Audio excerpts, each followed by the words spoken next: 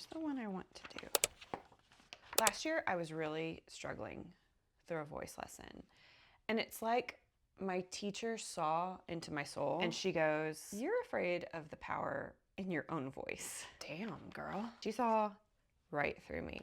Because it wasn't just about my physical singing voice. It was about my metaphorical voice too. Me, how I show up in the world, and all of the fear that I have around that.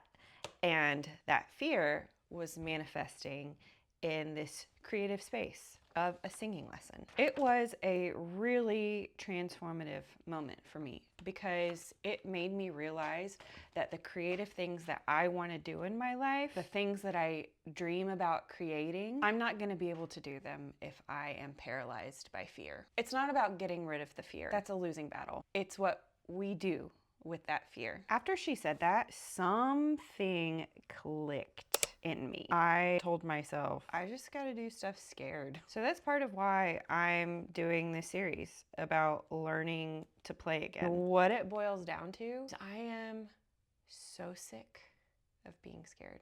I'm a playful person, but I have lived my whole life in paralyzed fear of this sense of play that is on the inside of me. I don't feel like I got to play much as a kid. I did what I could in the privacy of my own inner world, but I was always conflicted. I was born and raised and indoctrinated into this high control, fundamentalist, hyper conservative religious system that saw play as sinful. Work and sacrifice were the only trajectories to holiness. I was also an undiagnosed autistic kid who took everything literally. So I was always living in this tension between this innate playful curiosity that was developmentally appropriate and this rigid system and this authoritarian home that I lived in. And that tension was torture. So there was always this sense of fear that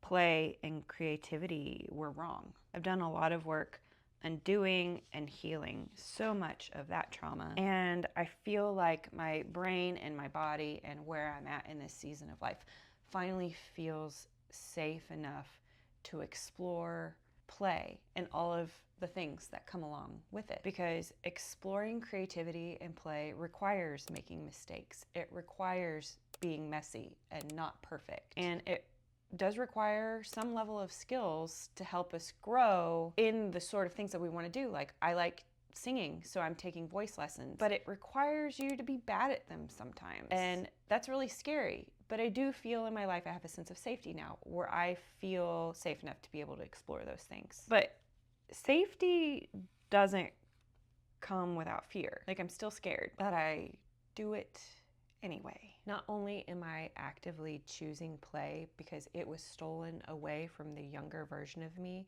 and I want to do it for her, I'm doing it for the woman that I will be at the end of my life. I really want her to look back and be like, I feel like I did what I came to this planet to do. I made art, I told stories, and I was able to touch people's lives when I followed my creativity and my sense of play with full abandon. Things that I want to do with my life require creative risk. They require a exuberant sense of play. It requires making messes and trying and failing and readjusting to grow the skills I need in order to do the creative things that I want to do over the course of my life. And I don't want the fear of my present self to leave that older version of me with any regrets. So if that's you too, come along. Let's play together.